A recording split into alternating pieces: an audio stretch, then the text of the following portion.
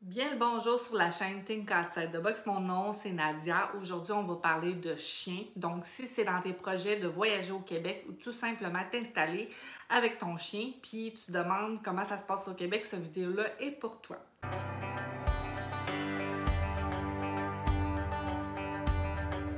En gros, la province de Québec n'est pas du tout dog-friendly. D'ailleurs, grand nombre de Québécois quittent le Québec pour des vacances depuis des années sur la côte est américaine, puis dans les autres provinces canadiennes, principalement parce que la province de Québec n'est pas dog-friendly. Première chose, c'est les parcs. Ça fait très peu de temps que la CEPAC les autorise à certains endroits, mais ça fait vraiment pas beaucoup de temps. Chose aussi que je me posais beaucoup comme question, c'était au niveau des parcs à chiens. Je ne sais pas si c'est une pratique dans votre pays ou même si c'est une volonté.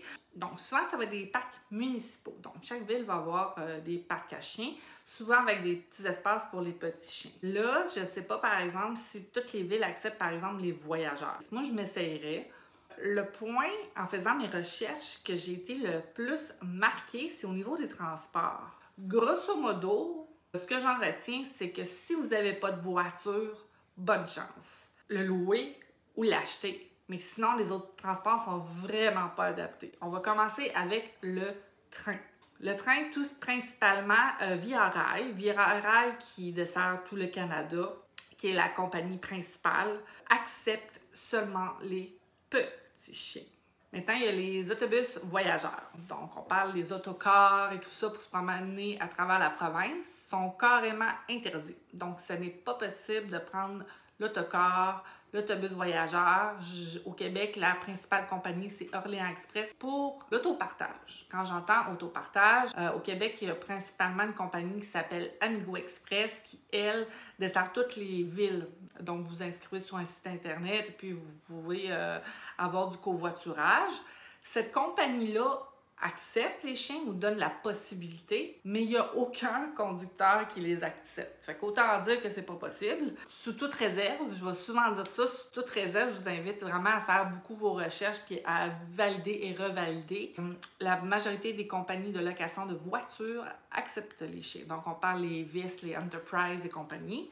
Transport en commun, le réseau urbain. Il y a à Montréal la STM.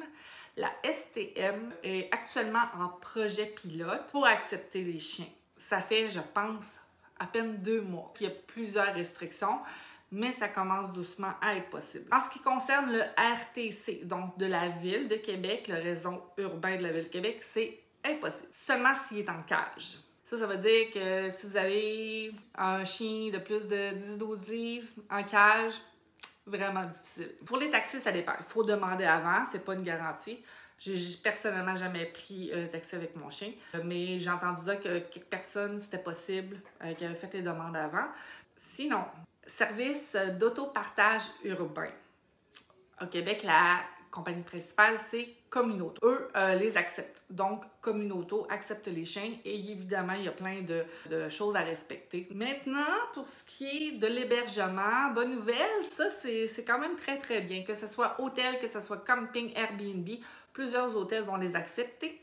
Évidemment, il faut vérifier avant et il va y avoir naturellement des frais rattachés à ça de peut-être 30 à 50 $, mais il faut vraiment valider avec chaque hôtel. C'est pas tous les hôtels qui les acceptent. Évidemment, là, c'est à vous de voir quel type d'hôtel qui vous intéresse. Moi, je sais que quand j'étais à l'hôtel avec mon chien, je préférais des hôtels de 2-3 étages maximum, que j'étais au rez-de-chaussée pour sortir régulièrement, faire les besoins de mon chien.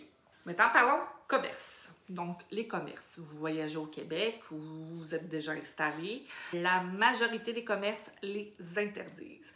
Les seuls que j'ai vus qui avaient une ouverture, c'était les quincailleries et les magasins de plein air. Encore là, il faut faire nos recherches avant et même appeler avant pour savoir si le commerce les accepte. Évidemment, tout ce qui s'appelle épicerie, tout ce qui s'appelle restaurant, même avec une terrasse, c'est souvent pas possible. Là, je ne connais pas la législation exacte. Je sais qu'il y a une histoire avec la MAPAC, là. Je dois remarquer en bas qu'est-ce que ça veut dire la MAPAC. Très difficile. Je sais qu'il y en a plusieurs qui vont aux États-Unis puis que les terrasses, il n'y a jamais de problème. Mais au Québec, là, c'est généralement interdit. Peut-être qu'il y a de la tolérance auprès de certains restaurateurs, mais je pense qu'ils s'exposent à différentes pénalités ou même amendes. Là, peut-être que vous dites, mais c'est pas grave, je vais laisser mon chien 5 minutes attaché à l'extérieur parce qu'il y a des commerces qui vont vous dire vous pouvez l'attacher à l'extérieur ou même il y en a qui vont laisser leur chien 5 minutes dans la voiture. Il faut savoir, c'est qu'au Québec, il y a eu beaucoup de vols de chiens, principalement pendant la pandémie. Même si vous êtes dans votre cour, de toujours garder un œil sur votre chien, il y a eu beaucoup de vols. Moi, dans mon cas, c'est un terrier Manchester, c'est un chien très rare, donc c'est clair que cette option-là n'était pas valide. Puis, ce qui me fascine dans tout ça, c'est que j'ai eu un flash. Je suis allée à Toronto, puis j'étais fascinée. Il y avait des chiens partout. J'étais mon Dieu, mais comment les gens y font? Et puis, ce qui m'amène au prochain volet, très central. Ça, c'est davantage si vous habitez déjà au Québec ou si vous pensez habiter au Québec. C'est l'immobilier. Au Québec, il y a pénurie de logements. La province craque de partout. Les logements en font partie. Le taux d'inoccupation est très bas, ce qui fait que les propriétaires, évidemment, ont augmenté les prix, mais également peuvent, je dis bien peuvent, se permettre en plusieurs critères de sélection, voire de discrimination. Et l'une de ces clauses-là, c'est animaux interdits, chiens interdits. Je vous dirais, parce que moi, dernièrement, je me suis cherché un logement et puis tous les logements interdisaient les chiens. Imaginez si vous cherchez un logement abordable. C'est carrément impossible. Pour ça, j'ai envie de dire, crissez votre camp. Allez en Ontario, allez dans une autre province canadienne, c'est d'une tristesse inouïe. Et c'est pour cette raison-là, entre autres, que j'ai vu plusieurs chiens en Ontario. C'est qu'en Ontario, il n'y a pas cette... je connais pas la législation exacte, mais les gens, c'est impossible. Les propriétaires ne peuvent pas mettre animaux interdits. Les dépôts ne sont pas autorisés, si je ne me trompe pas, au Québec, dire je vais te donner 1000 $, donc si des dommages à ton appartement, ça va couvrir. Je crois que ce n'est pas possible au Québec.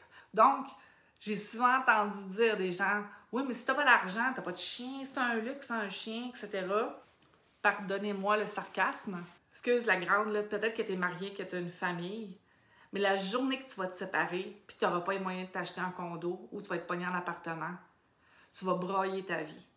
Donc, j'espère que tu es marié, j'espère que tu as beaucoup d'argent de placer, parce que quand tu es en couple, évidemment, c'est plus facile d'être en maison, donc d'avoir ton chien. En passant, il y a plein de choses que je ne connais pas au niveau de la législation. C'est vraiment à vous de peut-être pousser un peu plus vos recherches. D'ailleurs, je vous invite à consulter différents groupes Facebook. Le Chien du Québec, il y a différents groupes. C'est certain que oui, vous pouvez poser des questions. Peut-être pas des endroits pour faire des débats. Il y a des sujets chauds. Par exemple, des parcs à chiens, il y a beaucoup de vétérinaires, d'éleveurs qui n'aiment pas ça. Autre point aussi, il y en a peut-être qui se posent la question sur... ça, c'est un flash, là, je ne l'avais même pas préparé, là, sur le froid avec votre chien. Les gens au Québec vont habiller leur chien, bien souvent, mais comment dire, avant, c'était pas comme ça, mais là, ça tend. On va voir toute une industrie par rapport à ça aussi, des manteaux d'hiver, des bottes d'hiver pour les chiens, des manteaux de pluie pour les chiens. Moi, c'était un chien le terrier Manchester, qui a un chien qui a froid, des petites pattes toutes petites. Et puis, les gens promènent tout simplement leur chien avec des manteaux. Aussi, au Québec, on va mettre du sel pour faire fondre la glace. Des petites bottes. Mais des petites bottes, c'est des petites bottes à chien, carrément, pour pas brûler leurs petites pattes. Il y a des bombes qui existent aussi. Dépendant aussi si vous avez un husky qui aime l'hiver versus un petit chien d'appartement, ça va être différent. Puis c'est à vous de vous adapter puis de parler avec les gens. Partant de grand froid, bien là, peut-être éviter évidemment de promener votre chien ou de parler à un vétérinaire qui va être bien en mesure de vous informer pour ça, pour éviter naturellement les engelures. Donc, c'est possible d'avoir un chien au Québec dans le froid. Il y en a même plusieurs qui vont faire des sports d'hiver avec leur chien. Ça doit être trippant, là. Tu vas faire du ski de fond, tu vas faire du traîneau à chien, je sais pas, je dis n'importe quoi. Tu vas faire ton sport d'hiver avec ton chien, tu vas te balader, ça va être vraiment trippant. Moi, je suis une amoureuse de l'hiver, donc c'est sûr que je serais pas du genre à vous dire « Ah, pauvre petit pit, faut pas qu'il aille dans le froid. » Sur ce, j'espère que cette vidéo-là vous a aidé. Moi, c'est des questions que je me posais avant d'avoir un chien.